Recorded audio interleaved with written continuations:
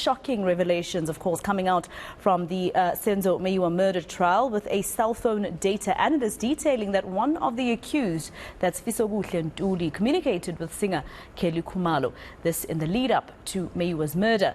Let's bring in senior legal counsel Zola Majavu for some more analysis on what happened in court in the last 2 days. Mr. Majavu, always a pleasure. Thank you very much for speaking to us. Just first of all, this current witness, he's not doing a lot of favors to the state, is he? Except to prove that, one or two of the accused in the dock are rightfully there. But they're also bringing up a Kelly Khumalo that is in a dock that the state has said is not necessary to talk about. Good afternoon, Masejo, and good afternoon to the viewers.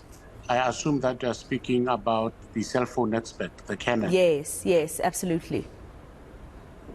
No, I actually think that is part of the useful building blocks, because obviously the theory for the defense has always been that the shooter was from within the house, and what this particular witness seems to be suggesting is that there was some form of communication between Ms. Khumalo, Kelly Khumalo, and accused number 5. And if that theory were to be true, it may well be that the state may be on their way to proving that the persons arraigned, for example, accused number 5 at the very least, has some explaining to do, because he is now being located on the scene, and he is located on the scene having been in contact with Ms. Khumalo. The fact that Ms. Khumalo has not been charged is of no moment, but I think it is an interesting development. But I must caution to say that it's still early days, because he is yet to be cross-examined. So it would be interesting to see how his version squares up against the version that may be put to him, especially on behalf of accused number 5. And that's where I was coming to, Mr. Majavu. It's going to be up to the defense to bring their own expert, probably at some point, to prove against this particular evidence. I mean, I remember in some cases where the accused were found guilty because of cell phone data evidence, for instance, your Fisokuhle Ntuli, your Ndlovu, even a state prosecutor calling cell phone data a silent witness of some sort. So isn't it going to be very difficult for the defense to talk their way out of this one? Well, I wouldn't know, and out of respect for Zandile Mshololo, a colleague of mine, I think let's wait and see, because what the objective facts from the data analysts say is simply to locate. There may well be a reason.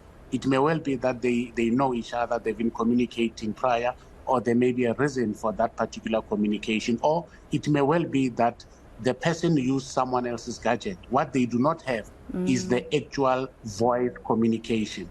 So at the moment, it does seem to call upon the accused person implicated to explain how is it that their gadget and their SIM phone record against their name was then used, because that kind of technology doesn't lie. If it says that it was pinged at a particular base, it is factually correct. But what we do not know was what was said in the minute or so conversation.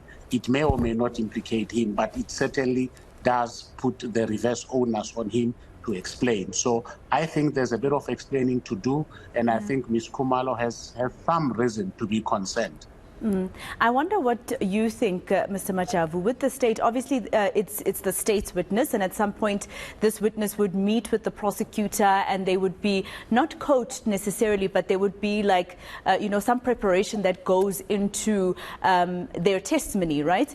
So they must have known that at some point he would implicate Kelly Khumalo to have had some sort of contact with one of the accused. But at the same time, last week, they told the judge that it was not their intention for Kelly Khumalo to form part of their witness list. How does that work? How do they not add her to that when they have a witness that would implicate her in this way? Look, firstly, we don't know what deal or what arrangements might have been made between the state and Ms. Khumalo, one. Okay. But secondly, it is open to the process, to the state to decide who they believe would best advance their case. And I know Advocate Baloyi, he has a lot of mileage under his belt, and I am certain that this is one of the building blocks that he hopes to put in place. And I'm sure they would have also anticipated the kind of cross-examination that might come the way of this witness. But like I'm saying, I'm constrained because the witness is yet to be cross-examined and still yet to be re-examined. So it is still early days from that point of view.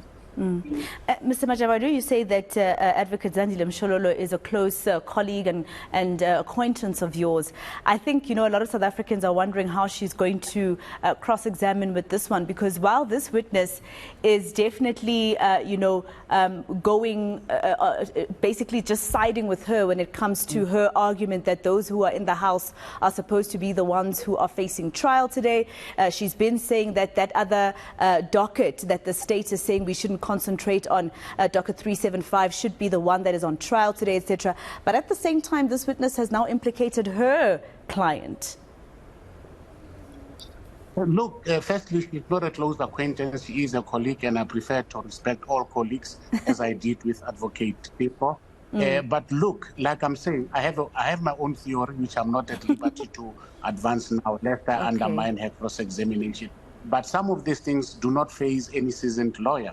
The state has put a version in the form of a witness. Let's see how this witness fares under cross-examination, because during cross-examination, a version from accused number 5 would have to be put to him, which he can either agree with, disagree with, or he may remain non-committal, say, I am unable to comment. So I do not think it's necessarily a devastating blow against accused number 5, because all what has come up so far is that he has been located electronically. We don't even know if he was indeed the person on the other side of the phone call. We don't know that. I can use Masego's phone and call someone.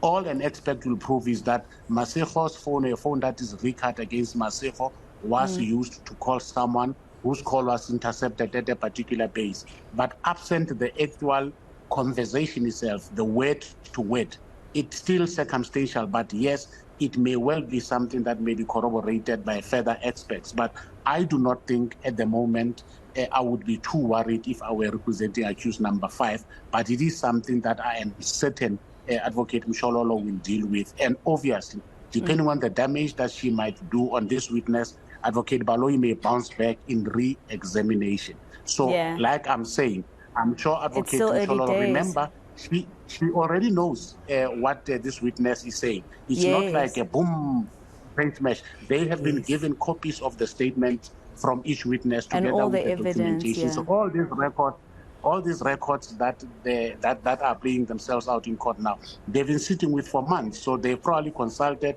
with their own expert. She may well, when she is on her feet, say, we are going to be calling our own specialist expert to counter this particular testimony. But it's still early days, and I really don't want to steal my colleague's thunder, but I'm not too worried. These things happen in lawfare. Yeah, and I like that you mentioned that he had, or all the defense lawyers had the evidence, Mr. Majavu, because I think as South Africans, when we're sitting at home and we're seeing the trial unfold, if you've never been in court, you're thinking that as much as it's a surprise to you, it's the surprise to the defense. But in fact, they've known that this is coming up. Just lastly, Advocate Zandile Mshololo yesterday, before letting go the previous witness, that is Ntabise Moketi, the neighbor, she was talking about the fact that throughout the time that she had given police testimony, or she had written a statement with police, she never in her sworn statements with police mentioned a man with dreadlocks and a man with a hoodie.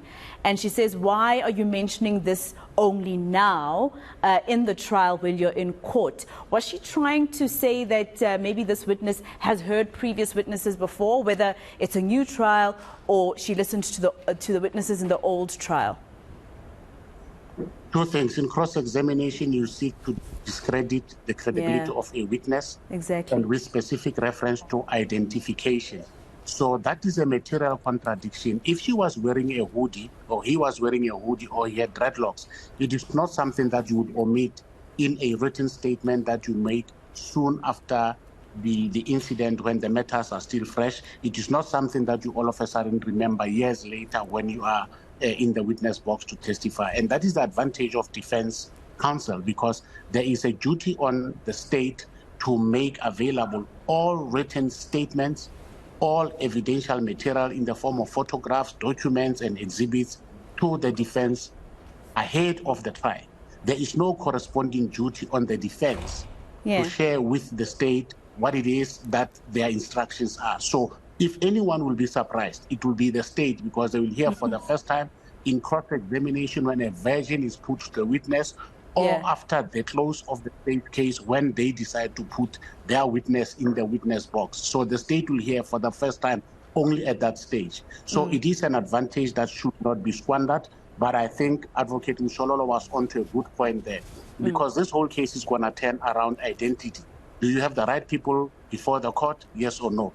If the answer is no, that is the end of the case. If the answer is yes, you then have to proceed and say, is it the same people that caused the death of the deceased? It doesn't matter who pulled the trigger, but everyone who acted in concert, ultimately resulting to the death of Mr. Meyiwa, can be held liable on the principle of common purpose. That is why you have 5 people in the box. He was not shot 5 times, but there are 5 people who are arraigned.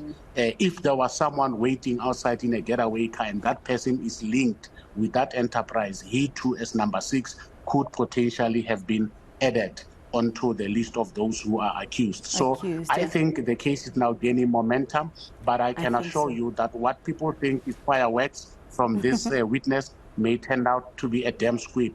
But I do not undermine the importance of this piece in the entire, cog, because it is a building block that I think will be developed further. Yes, thank you so much, Mr. Majavu, for granting us your time. Zola Majavu, a senior legal expert, speaking to us there, and I agree with him. The case has definitely gained momentum, and of course it's still early days for witness number 4, that is Colonel Steyn. He still needs to be cross-examined rather. And just to remind you, if you've just joined us, the trial has been adjourned for now. They go back to court on Monday, and he continues with his testimony with the first defense lawyer cross-examining him.